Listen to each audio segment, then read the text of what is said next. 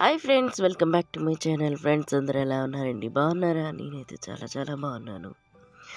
So ఈరోజు మన recipe వచ్చేసి లంచ్ టైంకి చక్కగా ఇలా ఉల్లికాడలు వేసి ముల్లంగి, ములక్కాడ ఇవన్నీ వేసి టమాటోతోని మంచి గ్రేవీ కర్రీ అయితే చేస్తున్నాను.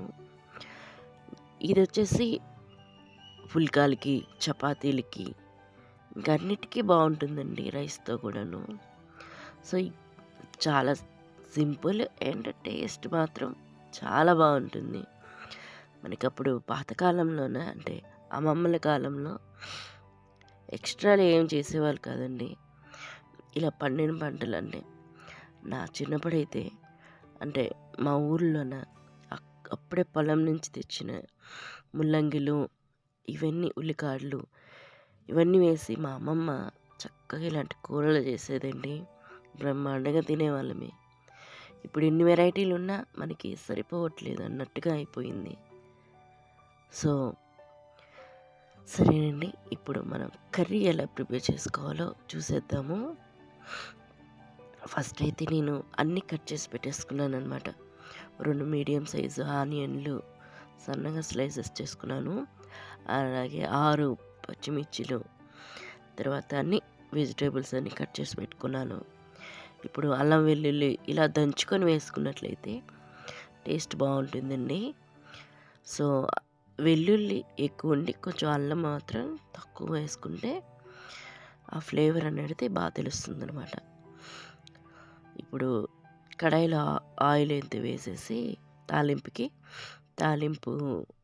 సంబంధించిన ఆవాలు, జీలకర్ర, అలాగే ఉల్లిపాయ ముక్కలు, పచ్చిమిర్చి ముక్కలు ఇవన్నీ వేసి మంచి కలర్ చేంజ్ అయ్యేలాగా ఫ్రై చేసేసుకోవాలి.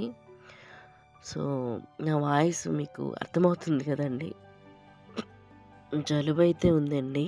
సో నోరంతా చప్పగా అయిపోయింది. సో ఇలా కర్రీ ప్రిపేర్ చేసుకొని వేడి వేడి అన్నంలోన కలుపుకొని తింటే బాగుంటుందని చేసుకుంటున్నాను. ఇలా కారంగా అంటే మనకి నోరు చప్పగా ఉన్నప్పుడు ఇలా కారంగా తినాలనిపిస్తుంది కాబట్టి ఇలాంటివి చేసుకొని తింటూ ఉండండి. మళ్ళీ నోట్లో టేస్ట్ తెలుస్తుంది అనమాట. ఇప్పుడైతే ఉల్లిపాయలు అవన్నీ ఫ్రై అయిపోయాయి కదా. సో దానిలోకి అల్లం వెల్లుల్లి పేస్ట్ అంటే దంచుకున్నాను కదా, అది కూడా వేసేసుకొని కాస్త ఫ్రై చేసుకోవాలి. ఫ్రై అయిన తర్వాత ఇలా ఉల్లికాడలు కట్ చేసుకున్నాం కదండి, అవి కూడా వేసేసి ఈ ఉల్లికాడలు మంచిగా ఉడికేలాగా అంటే మగ్గించుకోవాలన్నమాట. ఇందులోకి నేను ములక్కాడ కూడా వేసుకుంటున్నాను. ములక్కాడలు ఉడకవు అనే డౌట్ ఏమైనా ఉంటే ఉడకబెట్టుకొని కూడా వేసుకోవచ్చండి. సైడ్ మనము ఒక బౌల్లో ఉప్పు వేసి ములక్కాడలు కాస్త ఉడకబెట్టేసుకొని లాస్ట్లో అంటే టమాటో అవన్నీ వేసిన తర్వాత కూడా వేసుకోవచ్చు. కానీ నేను ఇందులోనే మగ్గించేసుకుంటున్నాను. ఇలా మగ్గించుకుంటే టేస్ట్ బాగుంటుందండి. అందులోనే కొంచెం సాల్ట్ అయితే వేసుకున్నాను, అంటే ముక్కలకి కొంచెం పట్టేలాగా. సో ఉల్లికాడలు చూస్తున్నారా, మెత్తగా సాఫ్ట్ అయితే అయిపోయాయి. అలాగే ముల్లంగి కూడా వేసుకొని ఒక 5 నిమిషాలు మూత పెట్టి మగ్గించేసుకుందాము. ములక్కాడలు కూడా చూసారా మగ్గిపోయాయి. ఇప్పుడైతే మనం టమాటో ముక్కలు కూడాను వేసేసుకుందాము. ఇక్కడ నేను 3-4 మీడియం సైజ్ టమాటాలని చిన్న చిన్న ముక్కలు కట్ చేసుకొని వేసుకున్నానండి. సో ఇలా అంతా కలిపేసుకున్న తర్వాత మనకి టేస్ట్కి తగ్గట్టుగా అంటే రుచికి తగ్గట్టు అయితే ఉప్పు అయితే వేసేసుకోవడమే. తర్వాత పసుపు, కారం కూడా రుచికి తగ్గట్టు అయితే వేసుకుందాము. సో ఇలా ఒంట్లో బాగాలేకపోయినా, ఏదో నోరు చప్పగా అనిపించిన ఇలా చక్కగా వేడివేడిగా ఇలాంటి కర్రీలు చేసుకొని, గ్రేవీ కర్రీలు వేడివేడి అన్నంలో తింటే మరి ఇంకా మళ్ళీ ప్రాణం వచ్చినట్టు ఉంటుందన్నమాట. సో ఇలా మూత పెట్టి కాస్త మగ్గించినట్లయితే ఆ టమాటోలో ఉన్న వాటర్ అంతా ఆ ముక్కలకి మంచి గ్రేవీలా తయారవుతుంది. టమాటా ముక్కలు కూడా సాఫ్ట్ అవుతాయి అన్నమాట.